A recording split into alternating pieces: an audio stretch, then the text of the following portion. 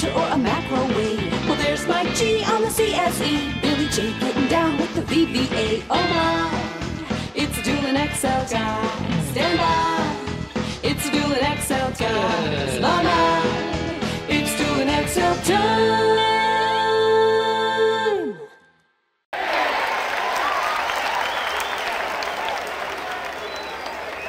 It's Dueling Excel time.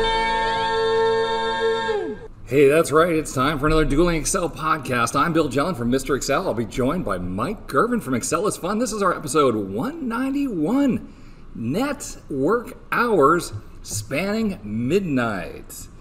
Hey, welcome back to the Dueling Excel podcast.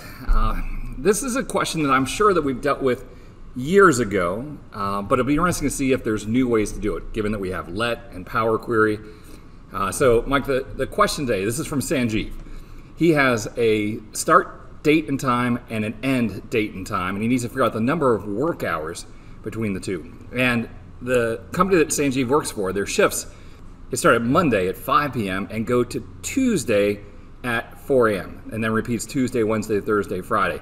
This is the thing that really, really drives me crazy, because that means that we need to check Monday from 5 to midnight and then Tuesday from midnight to 4 a.m. There's a whole bunch of things that we have to check for here, and then a little part of Saturday that we have to include as work hours.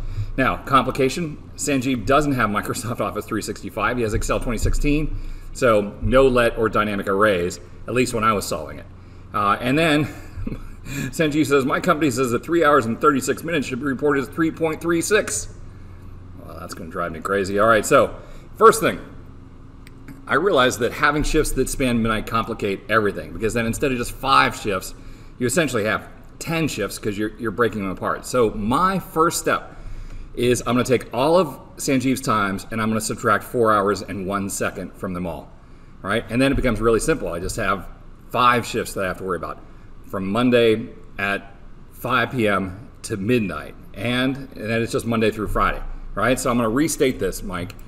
This is my question now. We need a formula to figure out how many hours between 1500 and midnight on Monday through Friday. Network days is back in play because we don't have to worry about Saturdays and Sundays, although it'd be really nice if we had a network hours. And the rules for the duel, use anything in Microsoft 365 Insider's Beta, so let, absolutely. XLOOKUP, go for it. Dynamic arrays, yes. And, oh God, reporting 3.36 as 3 hours and 36 minutes, it's just nonsense. But what I'm going to do is I want to fix that with a custom number format of bracket H bracket dot MM. So we're still going to be reporting this time. It's just going to look the way that Sanjeev's manager wants it to look. All right, so here's my start. We have these different examples. Sanjeev gave me a few of these to trip me up, and I added more to handle all the other things that could trip us up. And my plan, so step 1, backdate everything by 4 hours. Break out the day from the time using the INT function. Is it the same day? That seems like a simpler case. I want to be able to handle that first. And now, after the fact, I'm wondering if this decision complicated things, if I should have just ignored this. And so I don't want this to cloud your judgment, Mike. Okay, then break out the time from the day using mod, comma 1. Handle the simple case of same day. It's ending time minus starting time. But if the starting time is before the workday starts, you want to use the later of those two, so the max of those. Then if it's not the same day, how many whole work days are there? Multiply that by 9 hours a day. And then how many hours on the first day? So that's midnight minus start time. But again, start time or 1500, whichever is later. And then for the end day, the last day, it's the end time minus 1459, but it can never be negative. I don't know why they would ever end it before the workday. I can imagine something where someone stays past 4. You know, I don't know. Who knows? Who knows? And then sum all the times format with HH.MM. All right, so we'll run through these formulas really quickly. Take the original time minus 4 hours and 1 second. Take the original end time minus 4 hours and 1 second. Simple enough. That's step 1. Easy. Step 2, the adjusted start date. So getting rid of the time, getting rid of the 1459 and backing up to 0.00. I take the int, the integer function of both of those. Step 3, is it the same day? So is this F9 equal to G9? If I was able to use let, this would be really, really handy, I think. Okay, step 4, break out the time from the day. So right here we have the date portion. Oh, now, why didn't I just subtract this from that? That would have been easier, but instead I used the mod function because it makes me look geekier, I guess, right? The mod of D9, 1, that gets rid of the whole days and gives us just the time and the end time. Okay, now, the easy case, to me, it seems easy. If this is the same day, so if H9 is true, then we're going to take the end time minus the start time. But we want to make sure that the end time is never greater than 23:59:59 and that the start time is never earlier than 14:59:59, right? And you see that there's only a few that happen on the start day, but for those, wow, we're done. All right, step 6, whole days. We try and figure out the number of net work days from the earlier date to the later date. And if you think about it, let's say that something came in on Monday, they worked on it part of Monday, all of Tuesday, all of Wednesday, and then part of Thursday. Net work days is going to return 4 days. So I have to subtract 2 from that, and then make sure that I never get a negative number of days. If it came in on the same day, I'm going to end up with a -1 there. And then multiply that by 9 hours, like that, right? So that's the whole days. Almost done now. The first day is, so if it's not the same day, take basically midnight minus the time that it came in, never earlier than 14:59. For the last day, it's the time that they finished minus the start time, 14:59. And then simply just add everything up. So K9 plus L9 plus M9 plus N9, and to make Sanjeev's boss happy, Control-1, custom number format of H in brackets .mm. Normally we would put a colon there. And I originally thought about actually trying to figure out the number of hours, the number of minutes, and building something that would look right, but then it's not going to total correctly. We really need this to be able to total correctly, all right? So that's basically my answer. But unfortunately, I don't want to send this back to Sanjeev and tell him that you have to use all of these columns all the time. So then this is just the basic Excel combining formulas down, So combining the first and last day into a single formula. See, we had if not H9, that was for first day and last day. So now it's just a simple formula. If not H9, then do the red part, do the blue part. All right, so we have 1 column less. Put the adjusted end into later formulas. So that was had been in E9. It was that formula, and it's referenced twice. The end time was referring to E9, and the adjusted end time was referring to E9. And now I've taken that formula and put it into those 2 formulas. And then move the adjusted start into the adjusted start date and start time. I'm not going to go through all of these. You get the basic gist of what's going on here. Just over and over, expand the same day formula, delete the same day, combine if, make the first and last formula be the value if false clause in the same day. So this was one where we had a formula where we're saying if it's the same day, then do this, otherwise 0. And then another one saying if it's not the same day, then do this, otherwise 0.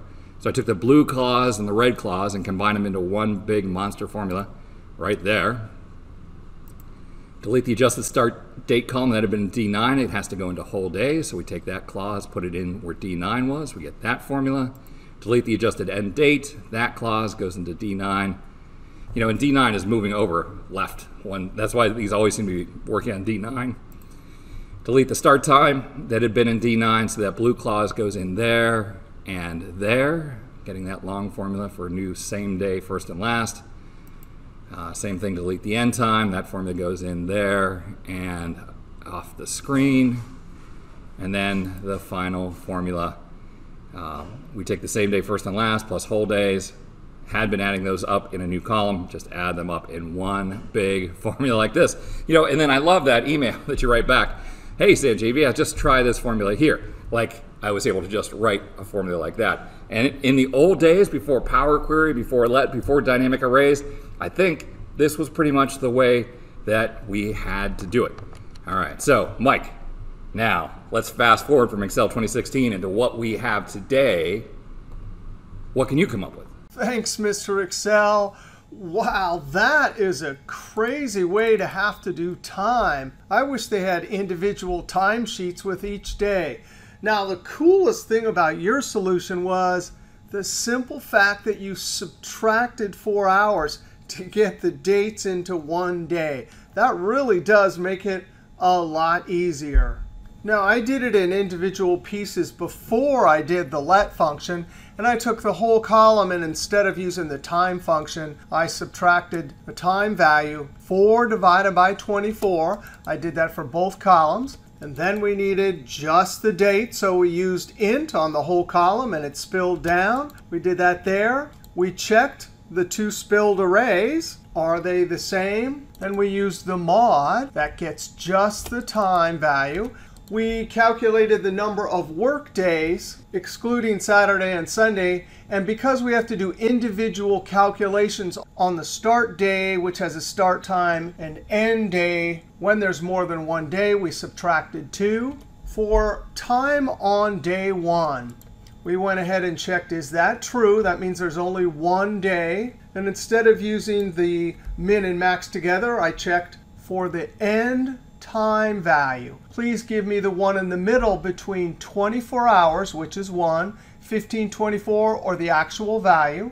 And then I subtracted the max of the start time, or 1524. And then a 0 gets deposited in the cell when there's more than one day. Time for the weekdays, I checked, are the weekdays less than 1?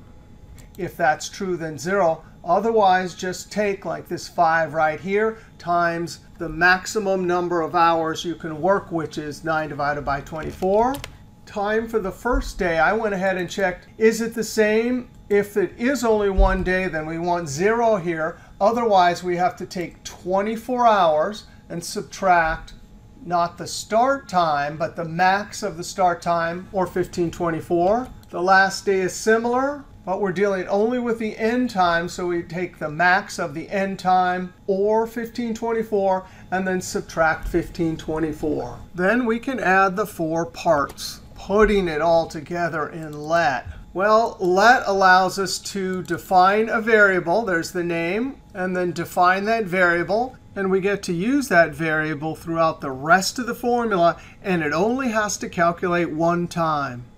Max hours, adjust time downward, 4 hours.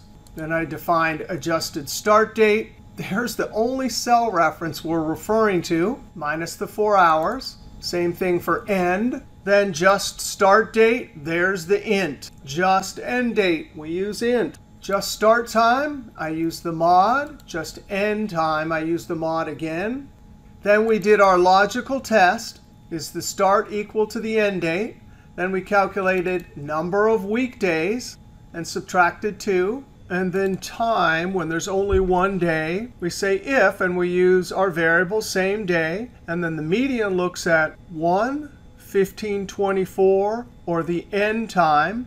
That gives us the correct end time, and then we subtract the correct start time max of our just start time, or 1524, otherwise 0. Then the time for the weekdays, we say if number of weekdays less than 1, then 0. Otherwise, number of weekdays times 9 divided by 24, the max hours. Time for the first day, if same day. In this case, if it comes out true, we want 0. Otherwise, 24 hours minus the max of our 1524, or just start time. Time for the last day, we run our same logical test. Otherwise, the correct end time is the max of 1524, or just end time. And then we subtract that 1524. Finally, total hours, we add everything up. And as the only non-defined variable in this whole formula, we'll just display that last defined variable. Then we enter it and copy it down. And then, of course, we use that time number formatting with the square brackets. This was a wild one. I had to get some help from Mr. Excel, build all the pieces in the sheet, and then mash it all together, because look at this. That is one column. That's a bunch of columns. All right, I'll throw it back over to Mr. Excel. That is a wild formula. The let function is new in Microsoft 365. As I look at my formula and your formula, Mike, either way, whoever Sanjeev hands his workbook off to, Sanjeev moves on to another job, and 2 years from now, the next person is going to hate both my solution and your solution because they're just insanely long. But what I really loved was your use of median to avoid my whole issue with yours just gets the one in the middle. That's really brilliant. And what we really need here is, instead of network days, we need network hours. And it's funny, I went out to Google and I searched for network hours function Excel. And while there were several hits, one of the hits was right at the Mr. Excel message board, going back to 2013, SHG and Barry Houdini using that median trick. It's one that I wasn't aware of, and I'll have to try and tuck that one away for next time. Mike, I think this is one of those ones where someone watching this video is going to say, what are you guys doing? There's something insanely easy with either Power Query or dynamic arrays. I actually kind of had an idea of a dynamic array that would look up every minute, and some sort of a range version of XLOOKUP or VLOOKUP that said, is that minute counted or not? But I headed down this method here. Anyway, Mike, it was great to do another Dueling Excel podcast. We'll have to start to make this a regular thing. If anyone watching sees a better solution, please, down in the YouTube comments, give us your ideas on how to make this simpler. I want to thank Sanjeev for sending this question in, and I want to thank you for stopping by. We'll see you next time for another Dueling Excel podcast from Mr. Excel and Excelisfun.